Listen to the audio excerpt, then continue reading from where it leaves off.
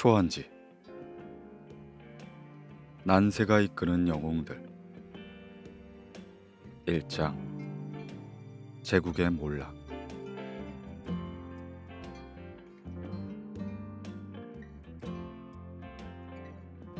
주무왕 이후 광활한 중국 대륙을 제패했던 주나라의 힘은 점차 약해지고 전하는 다시 사분오열되어 해권을 잡기 위한 싸움이 끊이지 않았다.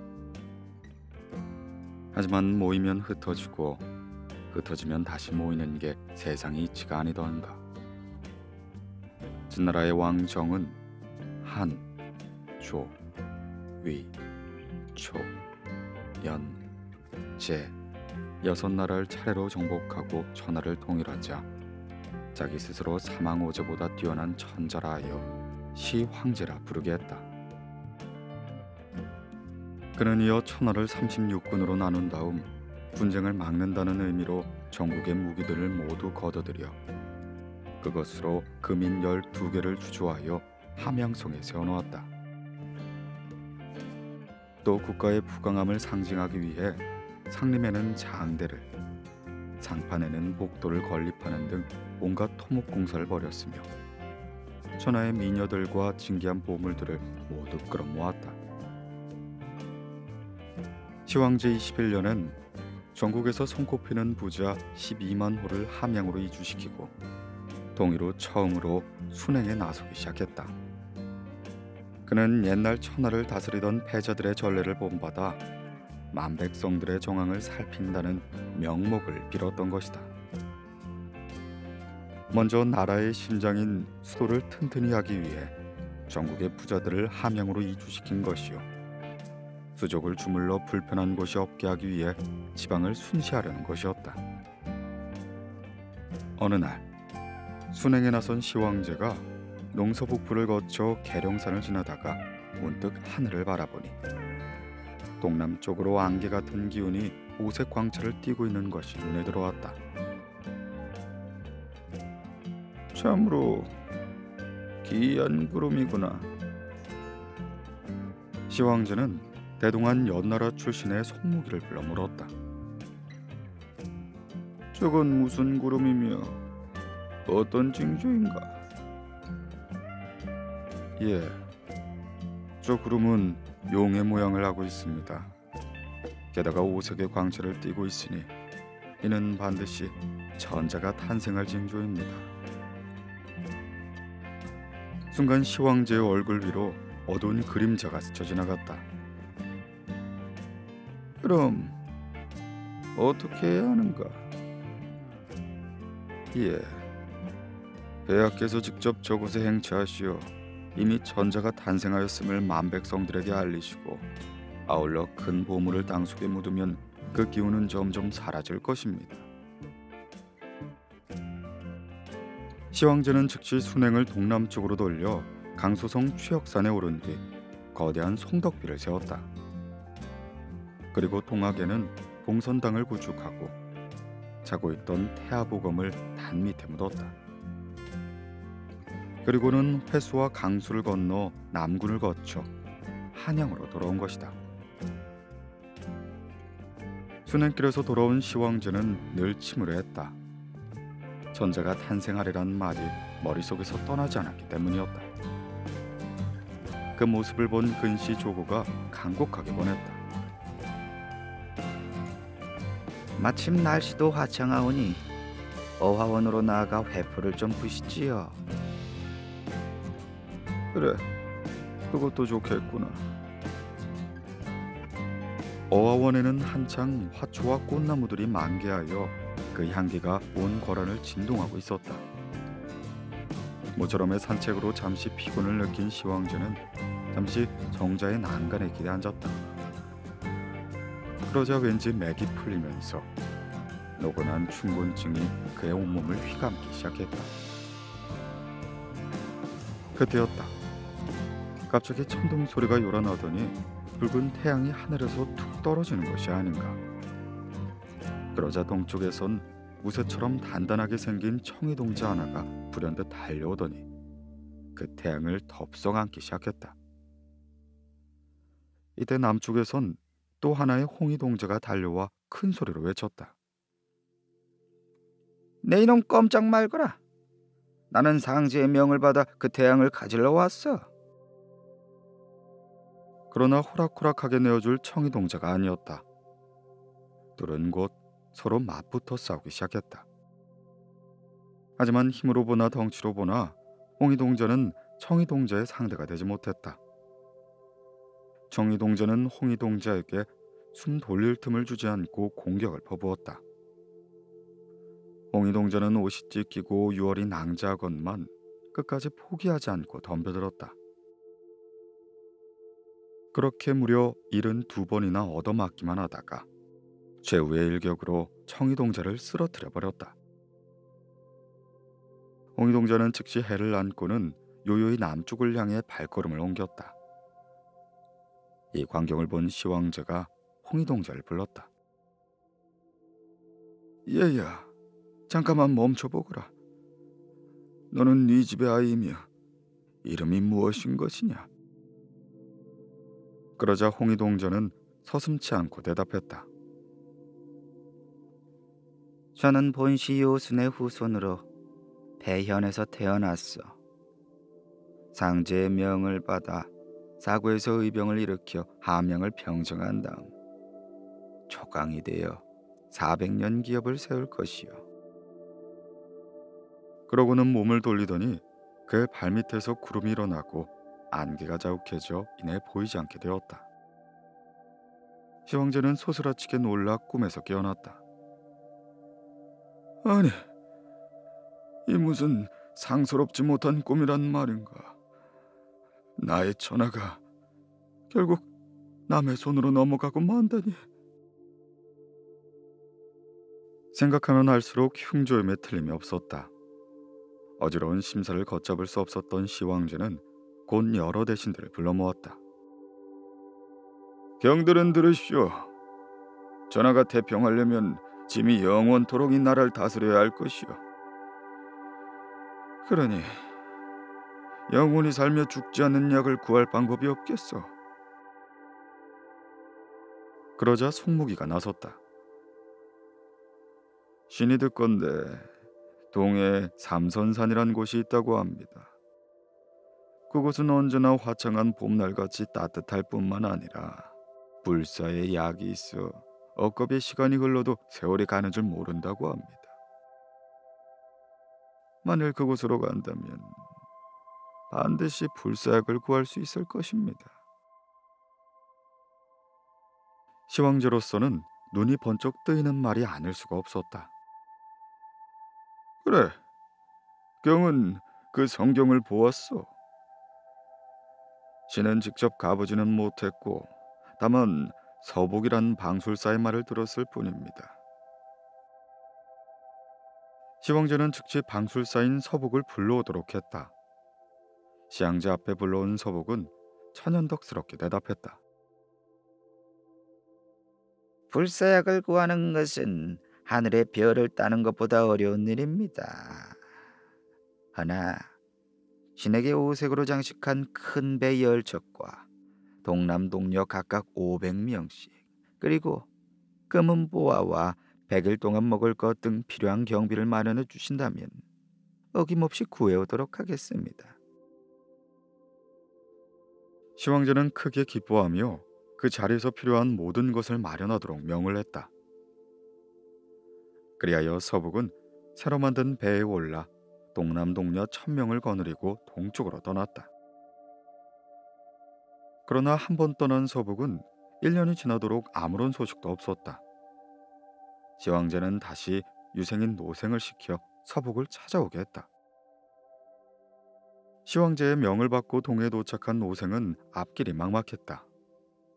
5, 6일 동안 바닷가에서 서북의 행방을 수소문해보았지만 모두 허사였던 것이다.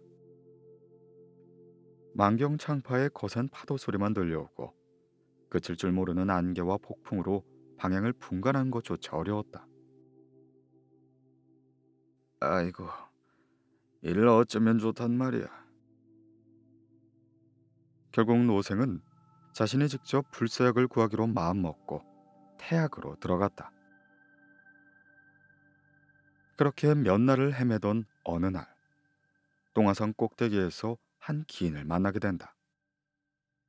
흰 머리카락은 자랄 대로 자라 땅에 끌릴 정도였고 대추빛에 붉은 얼굴 난 그는 노생이 다가와도 거들떠보지도 않은 채 바위에 누워만 있었다. 노생은 조심스럽게 말을 건넸다.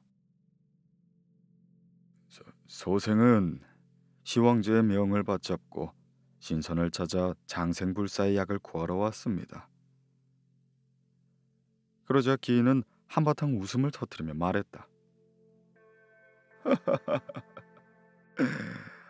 한 번 정해진 전명은 그 어느 누구도 거역할 수 없는 것이며 더구나 이 세상에 어디 불사약이 있단 말인가. 이 참으로 어리석기가 짝이 없구나. 기인의 언사는 불손하기 짝이 없었으나 노생은 낯빛 한 번 흐리지 않고 거듭 간청했다. 그러자 기인은 하는 수 없다는 듯 자리에서 일어나더니 한쪽 바위를 떠밀고 그 속에서 한 권의 책을 꺼내주었다. 이 책에는 생사와 흉망에 대한 모든 것이 적혀 있으니 자, 가져다가 시황제에게 보이게.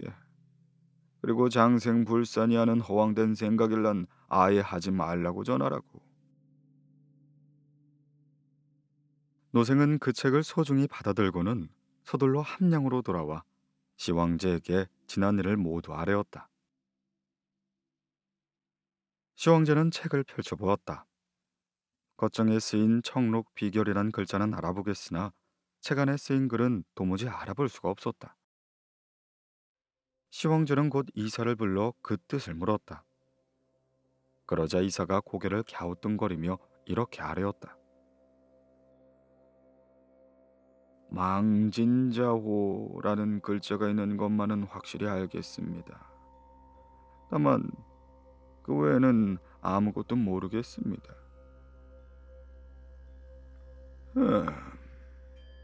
진을 망하게 하는 자가 호란 말이지. 시황제의 빠른 머리는 순간 북쪽 오랑캐를 떠올렸다. 잠시도 머뭇거릴 수 없는 일이었다. 시황제는 즉시 장군 몽염으로 하여금 30만 대군을 이끌고 호족인 흉노를 치게 한 다음 감숙, 섬서, 산서, 하북의 성벽들을 구슬 꿰듯이 모조리 연결하여 만리장성을 구축하는 대역사를 일으켰다. 그러나 정작 훗날 진나라를 멸망케 한 것은 북쪽의 오랑캐가 아닌 자신의 아들인 호해였음을 시황제는 까맣게 모르고 있었다. 이 만리장성 하나만으로 백성들은 부역을 치르느라 죽을 지경인데 직도라 불리는 토목공사까지 겹치게 했다. 직도는 구원군에서 함양의 서북쪽에 있는 운양까지의 180리에 달하는 군사도로였다.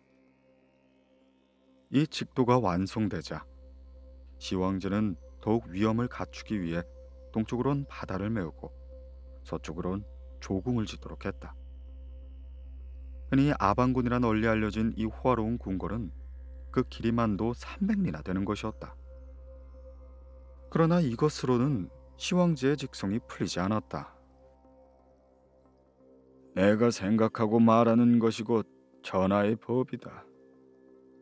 그런데 이른바 유생이란 놈들이 감히 정사를 논하고 시비를 따지니 쯤 백성들의 마음이 흔들리는 것이야. 자, 내 이것부터 먼저 바로잡아야 할 것이다.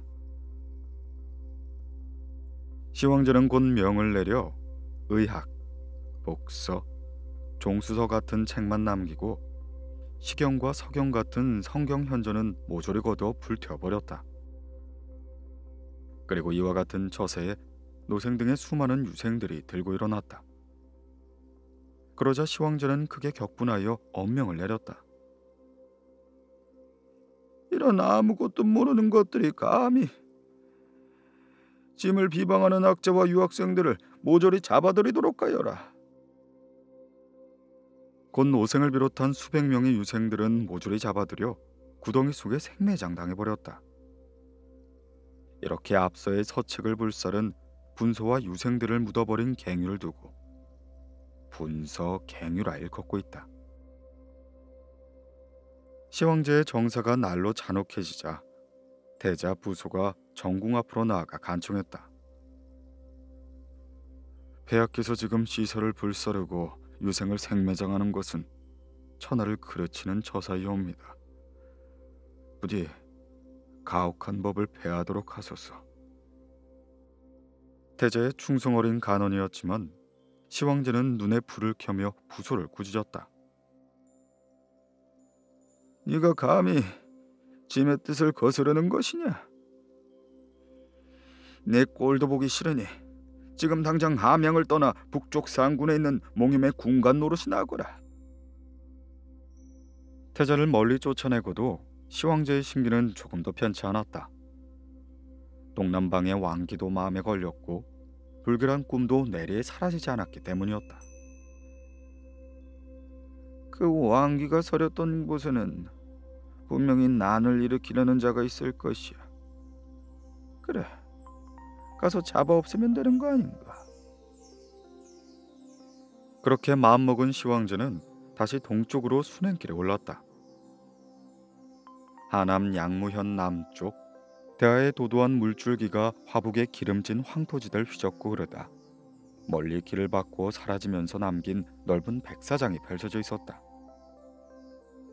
세월의 비바람에 깎인 크고 작은 모래 언덕들이 마치 물결 같은 모양이었다. 하여 사람들은 그곳을 방난사라 부른 것이다. 진해수도 함양에서 시작해 함곡간을 빠져나온 관도가 그 방랑사를 가로질렀다. 새로 통일된 대륙의 동서를 잇는 그 길은 낙양과 팽성을 지나 북으론 임치, 남으론 회계에 이르렀다. 기원전 218년 시황제 29년 4월 어느 늦은 봄이었다. 작은 모래 언덕 뒤로 몸을 숨긴 두 사내가 이따금 고개를 들어 멀리 관도를 살펴보고 있었다.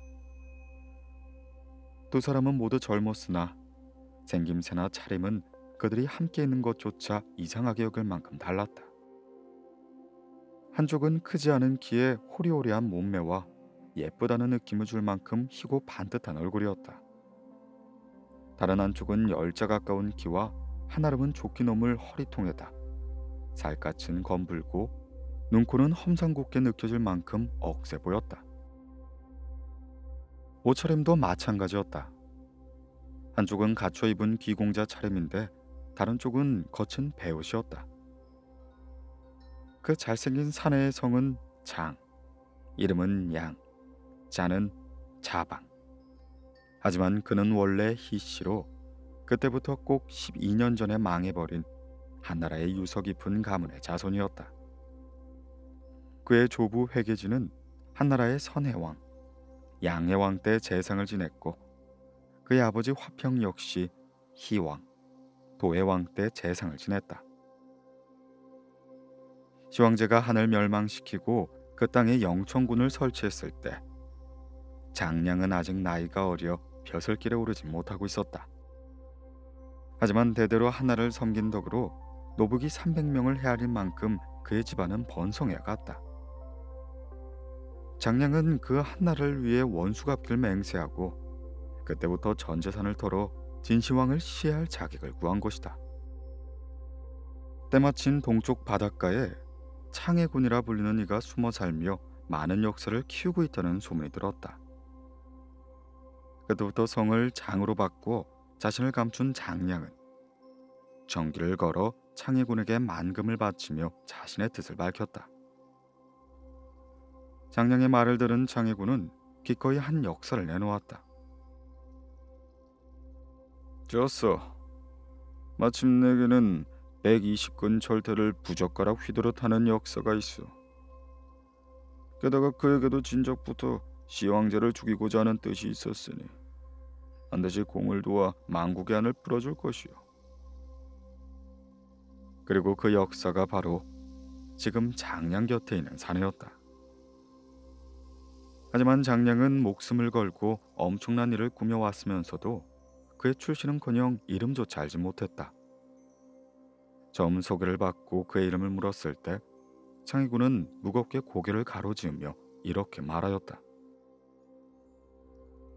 운 좋게 진앙을 저격해 죽인다고 해도 당분간 천하는 진의 것으로 남아있고 그들은 쫓기는 몸이 될 것이오.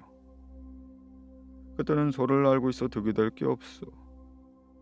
내 저 장세에게 공을 알리지 않을 테니 공도 굳이 저 사람을 알려고 하지 마시오. 장량도 창해군의 말을 옳게 여겼다. 그로부터 몇 달 동안 함께 시황제의 움직임을 살폈다가 마침내 이 방랑사 길목에서 동쪽으로 순행을 나서는 시황제를 저격하기로 작정한 그날까지도 서로에 관해 묻기를 피해온 것이다. 너무 늦은 것 같소. 장량이 혼잣말처럼 중얼거리며 사내를 슬며시 돌아보았다. 그러자 장량과 나란히 모래 언덕에 기대어 관도를 내려다보고 있었던 사내가 가만히 한 곳을 손가락으로 가리켰다. 그것은 관도가 시작되는 서쪽 구릉 쪽인데 눈여겨 살펴보니 아련한 먼지가 일어나고 있었다. 긴장과 까닭 모를 조급함이 잠시 장량의 몸과 마음을 마비시켰다. 하지만 창해군에서 오던 역사는 산악처럼 태어나기만 했다. 곁에 벗어두었던 길쭉한 상자를 말없이 끌어당겨 뚜껑을 열었다. 상자에서 나온 것은 길이가 한 발의 어른 팔뚝보다도 굵은 커다란 절퇴였다. 아주 가까운 곳에서 불시에 몸을 날려치지 않으면 진앙의 위사들이 가로막아 이를 그르칠 수도 있어. 나는 저기 관도 옆에 있는 모래 언덕에 몸을 감추고 진앙을 기다려야겠어. 몸을 일으킨 역사가 철퇴를 가볍게 어깨에 매며 말했다. 장량도 얼른 그를 따라 몸을 일으켰다. 역사가 그런 장량을 눈길로 주저앉히려는 듯 지그시 쏘아보며 말했다. 선생은 이대로 계시오. 여기서 일을 살피되 내가 손을 쓰고 난 뒤에는 성패 상관 말고 얼른 이 자리를 떠나시오. 불행히 내가 이를 그르친다면 반드시 살아남아 진앙을 죽여줘야 하오. 장량이 잠시 할 말을 잃고 있는 사이 역사는 묶여있는 자신의 말 쪽으로 성큼성큼 다가가더니 고삐를 풀어 안장에 감은 뒤에 철퇴로 가볍게 말 엉덩이를 쳤다. 말이 놀란 울음소리를 내며 남쪽으로 내달았다. 이런, 살아서 돌아갈 마음을 버렸구나. 그런 생각에 퍼뜩 정신이 든 장량이 소리 높여 역사를 불렀다. 대협, 잠깐만 멈추시오. 관도 쪽으로 휘적휘적 걸음을 옮기고 있었던 장사가 장량을 돌아보며 무겁고 깊은 목소리로 말했다. 나는 선생께 모도한 진나라를 미워하고 진앙을 죽여 만국의 한을 풀려고 하신다는 것뿐 다른 것은 아무것도 알지 못합니다. 하오니 선생도 나를 그 이상으로 아실 필요가 없습니다. 그리고는 곧장 관도로 걸어나가 길가의 작은 모래 언덕 사이에 몸을 숨기고 있었다. 그 태도가 어찌나 결연한지 장량은 말없이 따르지 않을 수가 없었다. 원래 몸을 숨기고 있었던 모래 언덕에 그대로 머문 채 관도를 내려다보며 시황제의 행차가 다가오길 기다렸다. 서편 하늘의 먼지가 더욱 자욱해진 걸로 보아 그 사이 시황제의 행차는 쉼없이 움직이고 있었다. 그러나 한 곳에 웅크린 채 숨어 기다려야 하는 쪽으로선 무한히 길고 더디게 느껴질 수밖에 없었다. 그런데 갑자기 그런 장량의 두 눈을 찔려오는 듯한 빛살이 있었다. 서북쪽 모래 언덕에 돌아 나오는 갑사들이 들고 있는 창검의 날이 뿜어내는 빛이었다. 그 시위대의 규모를 보며 장량은 크게 낙담했다. 시 황제가 바로 진이며 그의 순행은 곧 진조정의 움직임이란 말은 들었지만 그렇게 많은 시위대가 따르고 있을 줄은 그는 몰랐다. 당장 눈에 들어오는 머리수만 해도 500명은 좋게 돼 보였다. 모두 번쩍이는 갑옷으로 몸을 둘러쌌을 뿐 아니라 선두엔 수십 필의 기마가 길을 열고 있었다. 행렬의 앞머리가 그 정도이면 모두 합쳐 얼마나 많은 인마가 시황제를 호위하고 있을지 그는 새삼 가늠할 수 있었다. 시위대에 이어 몇 대의 속거들이 굴러나왔고 속거의 행렬에 이어 다시 한때의 보병갑사들이 창검을 번쩍이며 뒤따랐다. 역시 500명은 넘어 보였다. 그리고 그들에게 애워싸이듯 말로만 듣던 시황제의 올량거가 점차 모습을 드러냈다. 올량거는 뒷날에 재래용 수레처럼 지붕과 벽이 있고 장을 내어 창문을 열면 시원하고 닫으면 따뜻하게 만들어진 수레였다. 바퀴가 넷에 폭이 넓고 금은과 깃털로 장식되어 있으며 6마리 백마가 끌고 있었다. 이 올량거를 보자 장량의 가슴은 세차게 뛰기 시작했다. 저기 내가 젊은 날을 다 바쳐 목숨을 노려온 원수가 있다. 천하의 백성을 지니기고 쥐어짜내는 복군이 있다. 장량은 자신도 모르게 장검을 끌어당겨 손잡이에 힘을 주며 잡았다. 그리고 뭔가를 해야 할 것 같은 다급한 느낌에 사로잡혔다. 그리고 그때 퍼뜩 관도 가까운 모래 언덕 뒤로 뭔가 희끗희끗 움직이는 게 보였다. 장해군에게서 빌려온 역사가 움직이기 시작한 것이었다.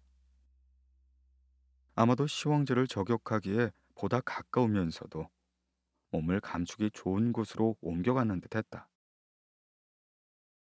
그 사이에도 시황제의 올랑거는 느릿느릿 장의 역사가 몸을 감춘 모래 언덕 쪽으로 다가왔다.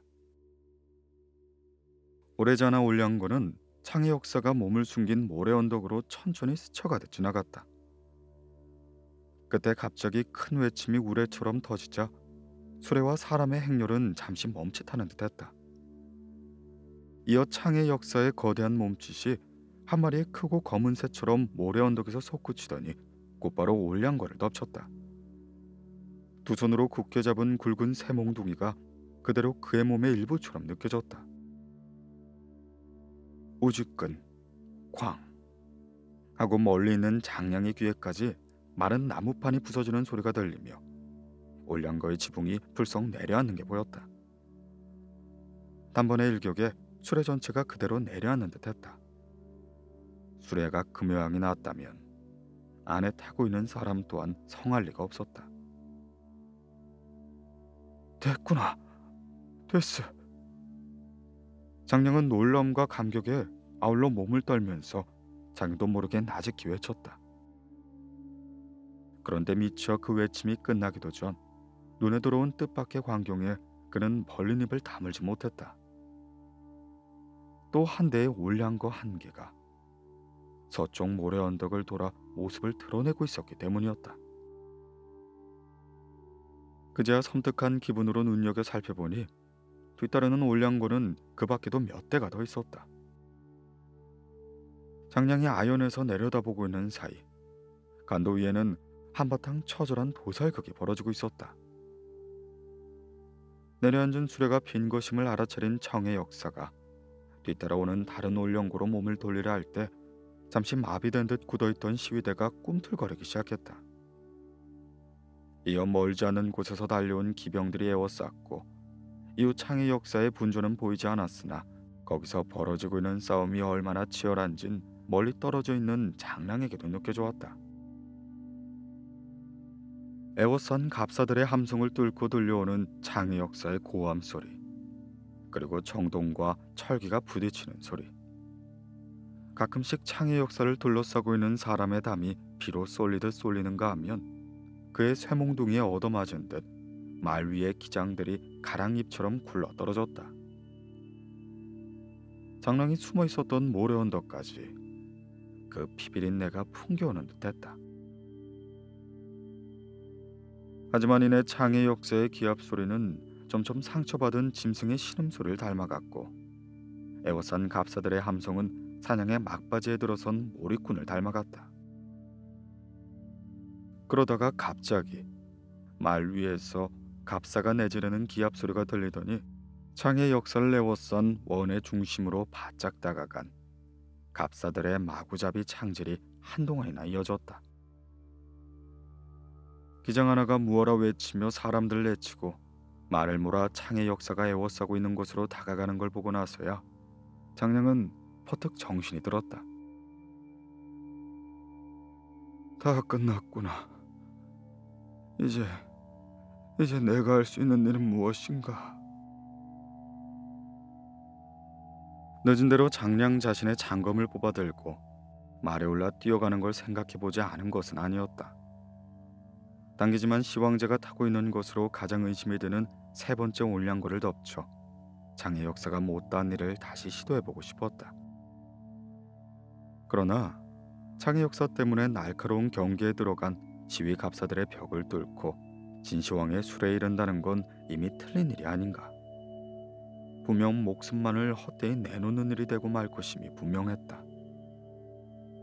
거기다 모래 언덕을 내려가며 당부했던 창의 역사의 목소리가 다시 장량의 무모한 격정을 가라앉혔다.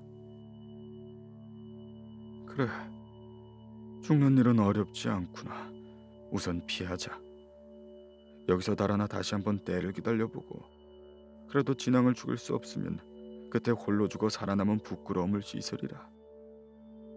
이렇게 헛되이 죽는 것보다는 구차하지만 살아남아 그 한을 풀어주는 것이 오히려 그의 협의에 보답하는 일이 될 것이야. 이윽고 그렇게 스스로를 달랜 장량은 가만히 모래 언덕을 내려갔다.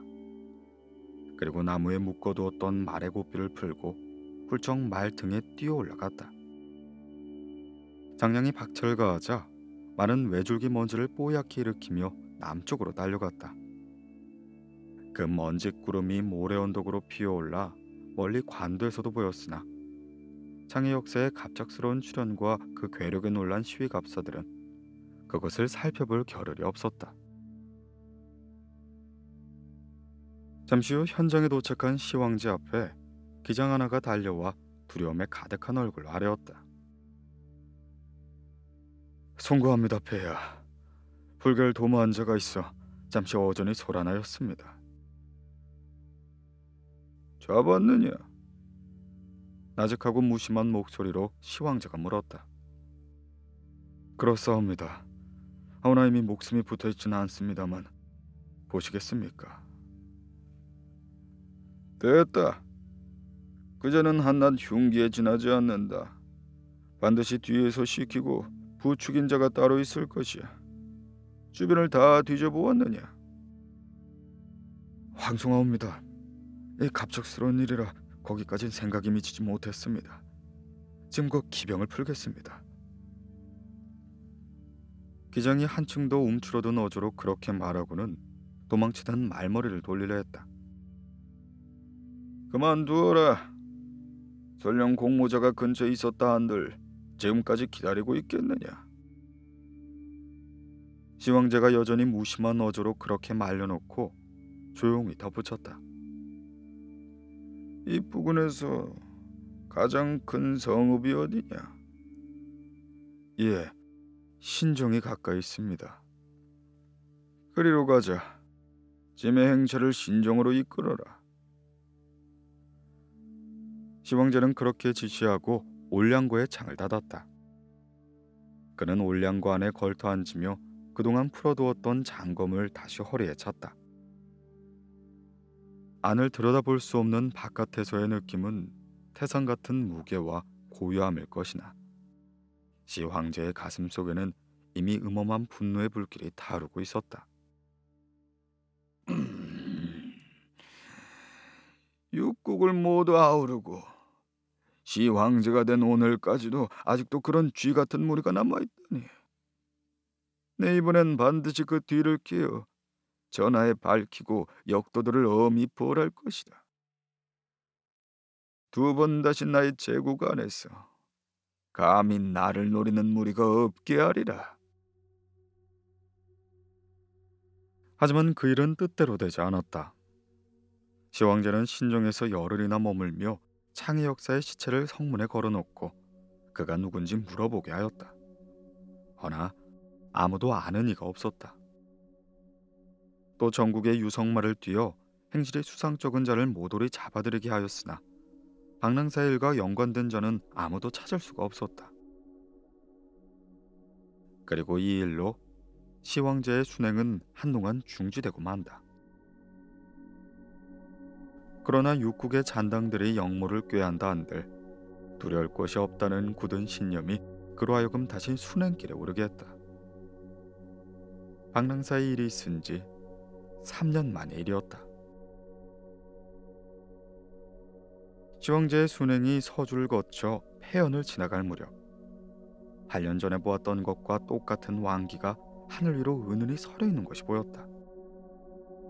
시황제는 즉시 이사를 불렀다.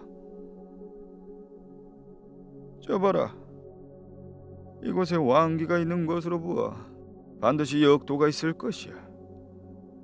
경은 곧 이 지방을 샅샅이 살피고 주어라도 수상한 자가 보이면 가차없이 목을 베어 후환이 없도록 하시오. 그러자 이사는 고개를 조아리며 아뢰었다. 폐하께서는 어찌하여 이렇게 우연히 나타난 기운을 가지고 이렇게 심려하십니까? 본디 길존이 흉조, 왕긴이 서긴이 하는 것은 모두 생각하기 나름이 아니겠습니까? 이사의 말을 듣고 보니 과연 틀린 말이 아니었다. 시황제는 곧 마음을 돌이키고는 명을 거두었다. 경의 말이 옳소. 보긴 나름, 그래, 생각하기 나름이지. 시황제는 다시 멈추었던 순행을 계속해라 명했다. 동군 각지를 돌아다니면서 민정을 관망하였으나 이후 여러 날 동안은 아무 일도 없었다. 그렇게 순행이 태주에 이른 어느 날 밤이었다. 시황제는 또 괴상한 꿈을 꿨다. 그는 동해의 용왕을 만나 치열한 싸움을 벌이다가 결국 용왕의 무서운 힘을 당해내지 못하고 급히 도망치려 했다. 그러나 망망대해가 앞을 가로막아 어찌할 바를 모르고 있는데 돌연 하늘에서 커다란 용 한 마리가 내려와 자신을 꿀꺽 삼켜버리는 것이 아닌가. 시황제는 소스라치게 놀라 꿈에서 깨어났다.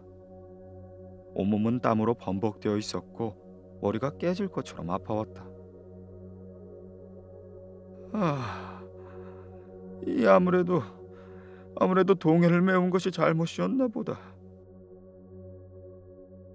시황제는 자신의 운명이 다했음을 직감했다. 그는 곧 이사를 불러 유조와 옥새를 맡기며 당부했다. 아마도 짐의 천명이 다 했나보.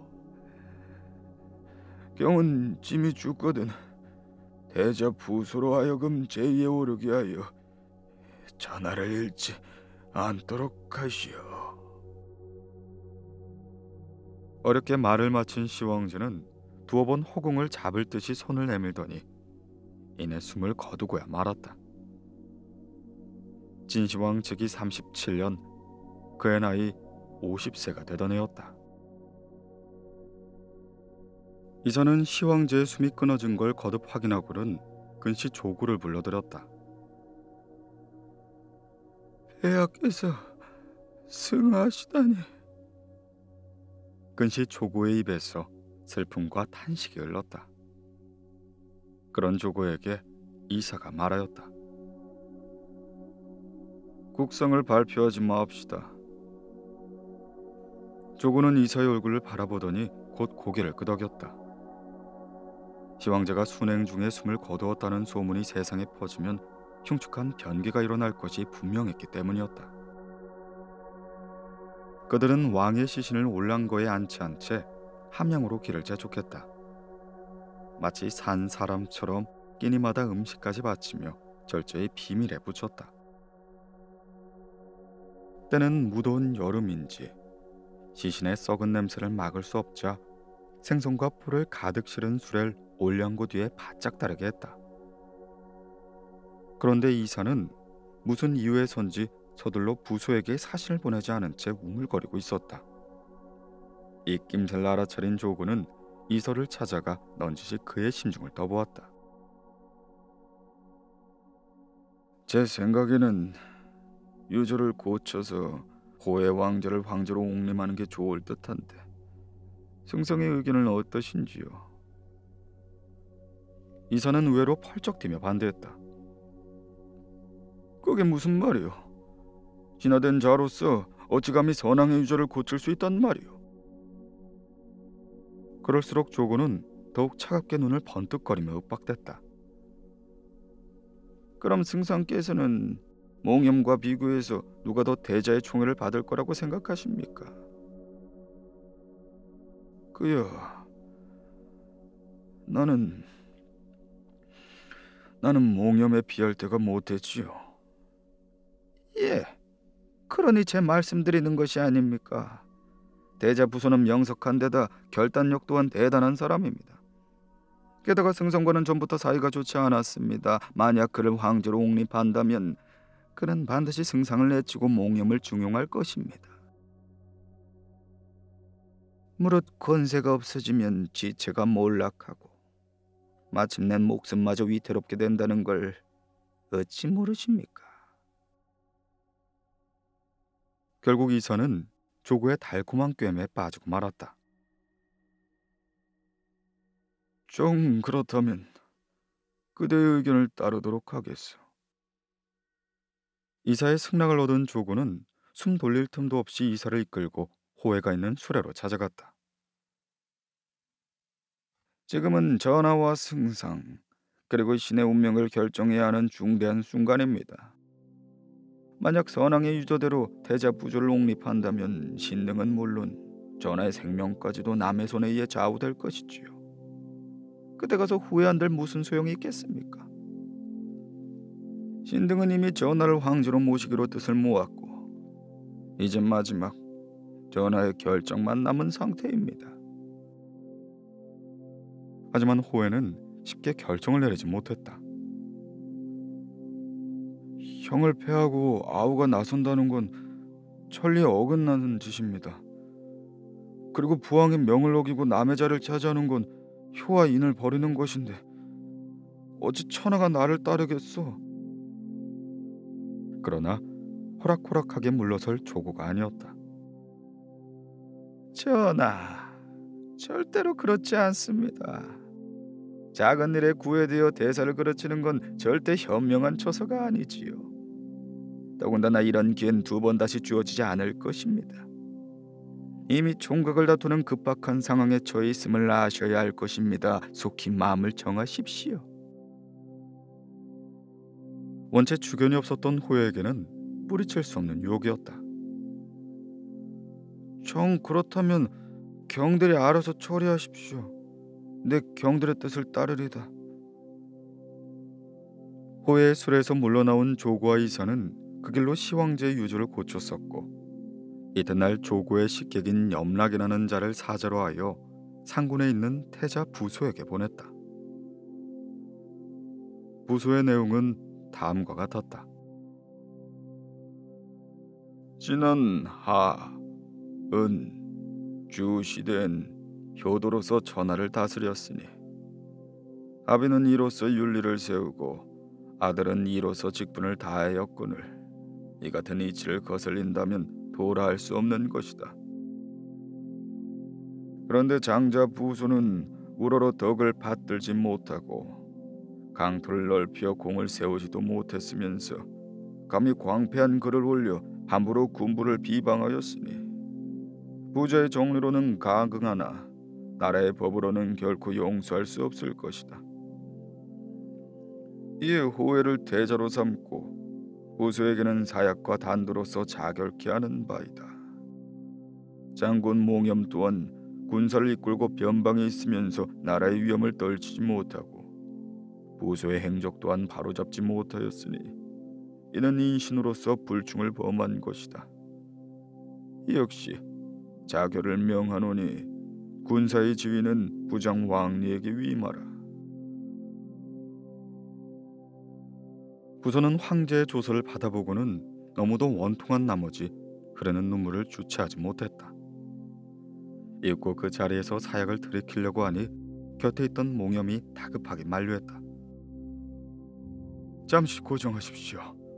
폐하께서는 신에게 30만 병력을 주어 장성을 구축해 하셨고 또 전하에게는 감군의 중책을 맡기셨는데 갑작스럽게 이 같은 명이 내려진다는 것이 아무래도 납득이 가지 않습니다. 중간에 무슨 강기가 있을지 모를 일이니 폐하께서는 한번 사면을 청해 보십시오. 만일 이 모든 게 사실이라면 그때 자진하셔도 늦지 않을 것입니다. 몽염은 칼을 빼들고 사자를 벨 듯 추궁해봤지만 시황제의 죽음을 알지 못하는 사자는 얼굴빛 하나 변하지 않았다. 이 광경을 침통한 표정으로 바라보고 있던 부소는 고개를 떨구며 말하였다. 그만두십시오, 장군. 부왕께서 죽음을 명하셨으니 저는 그 명을 따를 뿐입니다. 사면을 청하는 것도 이 떳떳지 못한 일이죠. 말을 마친 부소는 사약을 단숨에 들이켰다. 이 모습을 본 몽염은 슬픔과 분노로 온몸을 부르르 떨더니 이윽고 체념한 듯 자신의 목에 칼을 꽂고 자결했다.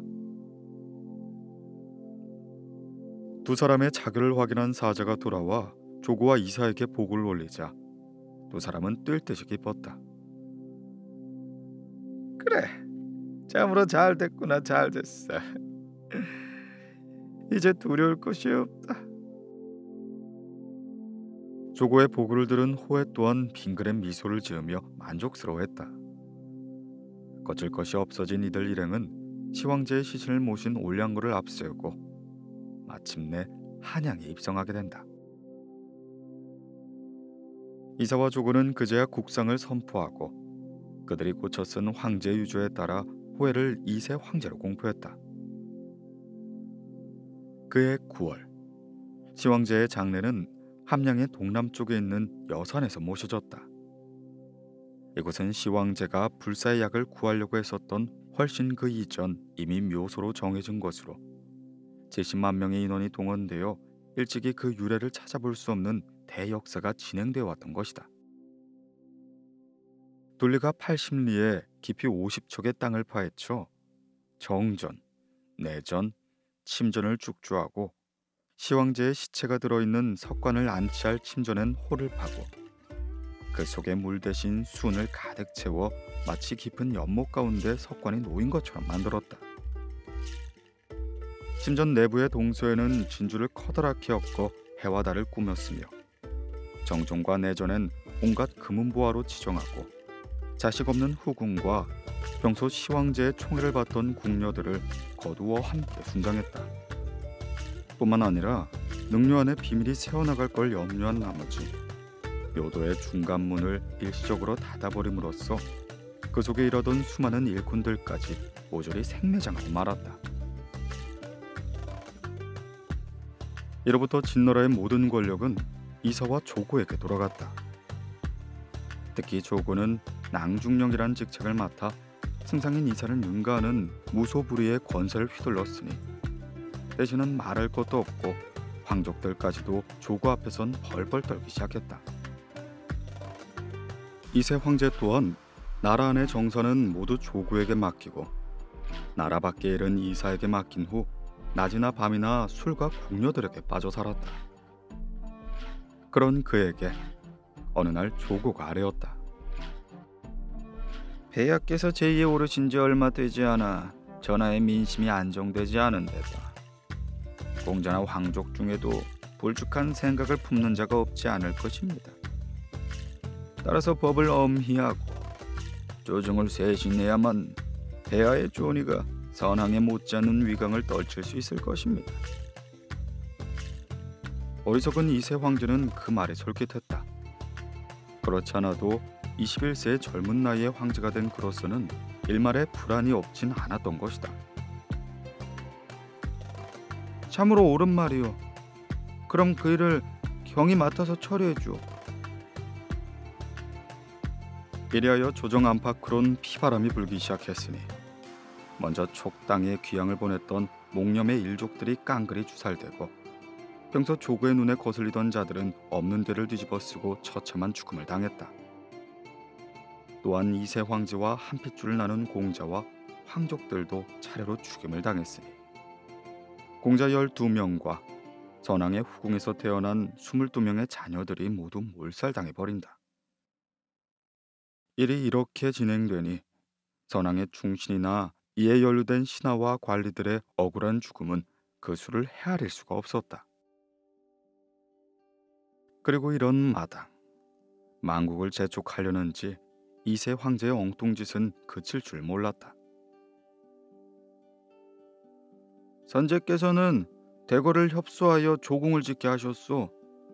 그런데 아방궁의 완공도 보지 못하고 승하셨으니 짐이 공사를 완공하여서 만천하의 그 위험을 떨칠까오. 이윽고 사방 30리에 달하는 데다 화려함의 극치를 이룬 아방궁의 공사가 다시 시작되었는데 때맞춰 변방의 오랑캐를 토벌하기 위한 군사까지 일으키게 되어 전국에 대대적인 동원력이 내려졌다. 백성들은 부역과 징병에 시달리고 조궁의 경비와 군량미를 대느라 죽지 못해 사는 꼴이 아닌가. 이처럼 학정이 갈수록 극에 달하자 기현 땅에서 전승과 오강이 봉기를 일으킨 것을 비롯하여 산동, 산서, 하북, 하남 등 각지에서 육국의 후예들이 의병을 일으키며 점차 그 세력을 확장해 나아가기 시작했다.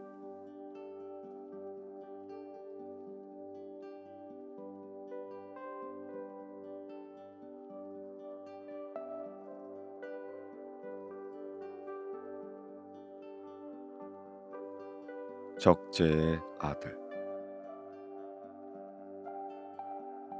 시황제가 생전에 왕기를 보았던 곳 배연 풍우배의 사상에서 하나 정장 노릇을 하고 있는 이가 있었으니 성은 유, 이름은 방이었다.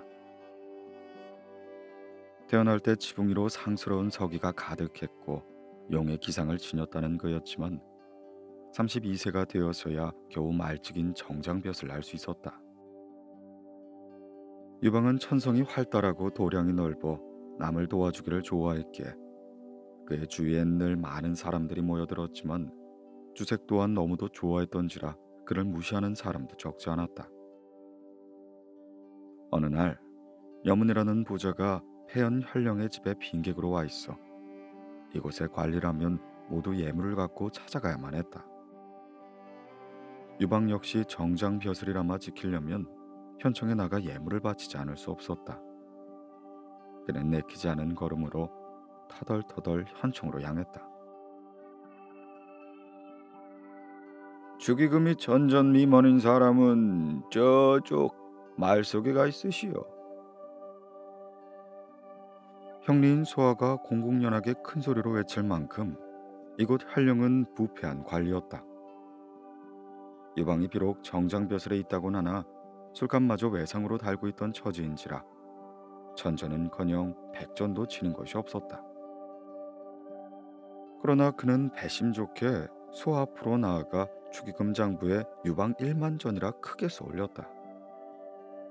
여문이 깜짝 놀라 유방을 상자에 앉게 하자 곁에서 보고 있었던 소아가 여문에게 가만히 귀띔했다. 저건 터무니없는 허풍입니다. 저 사람은 원래 그런 사람이지요. 그러나 유방은 보란듯이 태연하게 상자에 버티고 앉았다. 그런 유방에게 여문이 잔잔한 미소를 지으며 이렇게 말하였다. 내가 일찍이 관상 보기를 좋아해요. 오늘날까지 많은 사람들의 관상을 봐왔지만 이군과 같이 좋은 상을 보기는 처음일세. 앞으로 귀하게 될 몸이니 항상 자중자의 악에나. 마침 내게 딸이 있어 자네에게 맡기고자 하는데 부디 사양하지 말게나. 감히 청하지는 못하오나 내 진실로 바라는 바입니다. 이렇게 해서 유방은 여문의 사이가 되었다. 유방은 처음부터 이렇다 할 포부라든가 큰 뜻이 있었던 건 아니었다.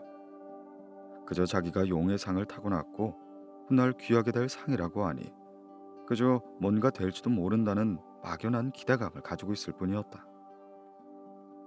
그리고 이런 유방에게 뜻밖의 기회가 찾아왔다. 현령의 명으로 폐연령에서 징집된 장정들을 이끌고 여산 시황제의 능묘공사에 가게 된 것이었다. 그런데 하루가 가고 이틀이 지나 10여를 가는 동안 절반이 넘는 장정들이 도망가고 남아있는 장정들은 겨우 40여 명밖에 되지 않았다. 이대로 여선까지 가봤자 자기 목부터 날아날 게 뻔한 일이었다. 풍사에 도착한 유방은 남아있던 장정들을 모아놓고 이렇게 말하였다. 너희들이 비록 현령의 명을 따라 여선으로 부역을 가지만 한번 그곳에 가면 그 노역에서 벗어날 날이 막연할 것이다. 이미 도망간 자들은 어떻게든 살겠지만 너희들은 고생만 실컷 하다 헛되이 죽음을 맞이할 것이야. 자, 그러니 이 길로 제각기 도주하여 각자 살 길을 찾도록 하여라. 장정들은 유방의 갑작스런 말에 깜짝 놀라 물었다. 그렇게 하면 저희들은 살겠으나 정정님은 어찌실 셈입니까? 자네들도 없는데 나 혼자 하면까지 가서 무엇을 하겠느냐. 나도 도망가는 수밖에. 장정들은 서로 눈치를 살피다가 하나둘씩 자리를 떴다. 그중 10여 명이 유방을 따라가겠다고 나서자 유방은 차마 거절하지 못하고 승낙을 했다. 유방은 일단 폐연 인근으로 가서 사태의 추이를 살펴보기로 했다. 오던 길로 돌아가기엔 아무래도 꺼림직하여 큰 길을 버리고 망탄산 오솔길을 택해 가는데 거기서 길을 잃고 말았다. 하여 하는 수 없이 사람을 보내어 길을 알아보게 하고는 가지고 있던 술 항아리를 열었다. 그렇게 얼마 후 길을 알아보게 했던 사람들이 얼굴이 하얗게 질린 채 달려왔다. 저 앞에 길이가 10자나 되는 커다란 구렁이가 길을 막고 있습니다. 어찌나 큰지 오금이 다 저릴 정도지요. 어느새 얼큰하게 취한 유방은 장정들의 말에 벌컥 화를 냈다. 대장부가 가는 길을 감히 구렁이 따위가 가로막다니. 내가 이 요물을 그냥 두지 않겠다. 유방이 씩씩거리며 달려가 보니 과연 엄청나게 큰 구렁이 한 마리가 다리를 든 채 길을 막고 있었다. 허나 유방은 조금도 두려워하는 기색 없이 그대로 달려들어 한 칼에 구렁이를 토막내고는 앞장서서 걸어갔다. 그 모습을 본 장정들은 놀라지 않을 수가 없었다. 주색이나 밝히는 게으름뱅이 유방이 아니었다. 그 누구도 당할 수 없는 큰 담력과 용력을 가진 호걸이었다. 장정들은 누가 먼저랄 것도 없이 유방 앞으로 달려가 무릎을 꿇었다. 저 앞으로도 계속 정정님을 따르겠습니다. 부디 수하로 거두어 주십시오.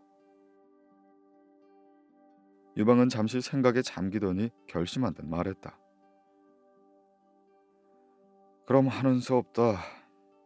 당분간은 이곳에서 숨어 있기로 하자. 유방은 남은 장정들을 이끌고 망탕산 기슬에 초옥을 지어놓고 그곳에서 함께 지내기 시작했다. 그렇게 열흘이 지나자 이상한 일이 생겼다. 지난날 구렁이가 죽은 그 자리에 밤마다 늙은 노파 하나가 뱀의 사체를 부여안고 구슬피 울부짖는 것이었다. 마침 그곳을 지나가던 한 젊은이가 그 광경을 보고 물었다. 그 흉물스러운 구렁이가 죽은 건 모두에게 좋은 일일 텐데 어찌 그렇게 슬피 우는 것입니까? 모르는 소리 하지 말게. 내 아들은 백제의 아들로 잠시 구렁이로 화신하여 길가에 나왔던 것인데 적재의 아들인 유방이란 놈이 무참히 죽였으니 내 어찌 울지 않을 수가 있겠는가. 이 말을 들은 젊은이는 필시 요물의 장난일 것이라 여기고 지팡이를 들어 노파를 치려 하니 노파는 그 자리에서 연기처럼 사라져버렸다. 이후 사람들의 입에서 유방에 대한 이야기가 끊이지 않았다. 유방이 큰 구렁이를 베어버렸다느니 적재의 아들이라니 하는 소문들은 꼬리에 꼬리를 물고 퍼져나간 것이다. 그러자 세상에 불만을 품고 있었던 협객과 장정들이 하나둘씩 그에게 모이기 시작했다. 열흘 가까이가 지나자 그 수는 500이 넘은 것이다. 그리고 이 무렵 태연에서 번케가 유방을 찾아왔다. 번케는 유방과 같은 마을에 사는 계백종으로 유방의 장인인 여문이 그의 상을 한 번 보고는 당대의 장후가 될 상이라 하여 둘째 딸을 시집 보내니 유방과는 동서지간인 것이었다. 그 번케가 갑자기 자신을 찾아오자 유방은 뜻밖이라는 듯 물었다. 아니, 자네가 웬일로 나를 찾아왔는가? 내가 여기 있는 줄 어떻게 알았나? 형님, 이제 때가 온 것 같습니다. 때라니, 그게 무슨 말인가? 현령이 진나라에 반기를 들려 하고 있습니다. 현령이 반기를 말인가? 예, 며칠 전 소아가 급히 저를 부르기에 갔더니 현령이 형님과 함께 대사를 도모하고자 한다는 뜻을 전해달라고 하더군요. 형님이 수아의 수백 병의 장정을 거느리고 있다는 소문은 대원에서도 자자합니다. 형님이 여기 계신 것도 소아가 알려주었습니다. 유방은 번케의 말이 믿기지 않는다는 듯 재차 묻기 시작했다. 그런데 지금까지 진나라의 녹을 먹고 있었던 현령이 반기를 든다고 백성이 쉽게 따라줄까? 아유, 그래서 형님이 필요한 것이죠. 명분을 세우고 힘도 얻기 위함이 아니겠습니까? 시 황제가 죽은 뒤로 전하가 온통 들썩이고 있습니다. 형님께서 칼을 두고 일어나신다면 제가 비록 개백정 노릇이나 하고 있겠지만 이 목숨 형님 앞에 내놓겠습니다. 번케의 결혼한 태도에 유방은 입을 다물고는 깊은 생각에 잠겼다. 진시황이 죽고 이세 황제의 폭정이 계속되고 있는 동안 도탄에 빠진 백성들을 구한다는 명분 아래 사방에서 봉기가 일어나고 있음을 그 역시 잘 알고 있는 사실이었다. 유방은 무언가 모를 운명의 힘이 자신을 새로운 세상으로 이끌고 있음을 직감하기 시작했다. 잘 알겠네. 나는 이곳에 일을 정리하고 갈 터이니 자네가 먼저 내게 와 있는 장정 200명쯤을 데리고 현명을 만나보게. 저에게 큰 일을 맡기신다고요? 알겠습니다. 지금 이 길로 현령에게 가서 실수 없이 형님의 뜻을 전하겠습니다. 유방은 즉시 수하의 장정들을 모아놓고 태연의 현령을 도와 봉기를 일으키겠다는 뜻을 밝혔다. 그렇지 않아도 진나라에 대한 서름과 분노를 가슴에 품고 있었던 장정들은 크게 환호성을 지르며 기뻐했다. 이튿날 번케는 즉시 200명의 장정들을 뽑아 거느리곤 해연 성안으로 들어갔다. 수아는 번케가 유방의 승낙과 함께 200명의 장정을 거느리고 온 걸 보고 즉시 현령에게 보고했다. 그러나 번케를 맞이한 현령은 불쾌하기 이를 데가 없는 표정으로 말했다. 유방은 어찌 안 오고 너만 왔더란 말이냐. 지금으로선 조금이라도 더 힘을 모아야 하는 상황이지만 계백정 따위를 상대한다는 것이 영 내키지 않았던 것이었다. 불쾌하기는 번케 역시 마찬가지였다. 오만하기 짝이 없는 현령의 얼굴을 대하자 당장이라도 자리를 박차고 뛰어나고 싶었다. 형님께서는 그곳의 일을 정리하는 대로 곧 뒤따르겠다고 하셨습니다. 번케는 고리 눈을 부릅뜬 채 당당하게 대답했다. 현령은 그런 번케를 경멸하듯 내려다보더니 소화를 시켜 번케 일행은 물러가게 했다. 번케는 잔뜩 굳은 얼굴로 밖으로 나가 장정들을 이끌고 가버렸다. 뻥개가 나가자 현룡은 소아에게 선한 얼굴로 말하였다. 자네는 어디서 저 따위 무지한 불황배를 불러들었나? 자네가 추천한 그 유방이란 놈도 저놈과 한통 속일 게 뻔하지 않은가? 유방 그놈이 벙케와 같은 계백종을 내보낸 것만 봐도 배신아를 얕잡아 보는 게 분명한 거야.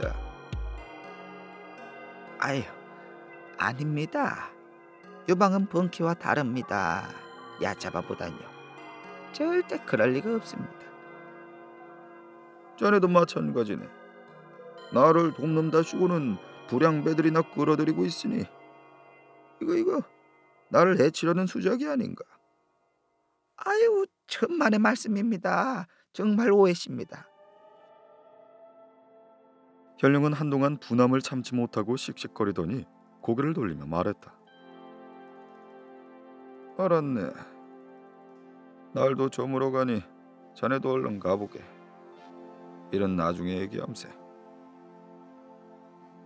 현청에서 물러난 수아는 불안한 마음을 억누를 수가 없었다. 현룡의 사람됨으로 보아 지금까지 모의해온 것을 하루아침에 뒤집고도 남을 사람이었기 때문이었다.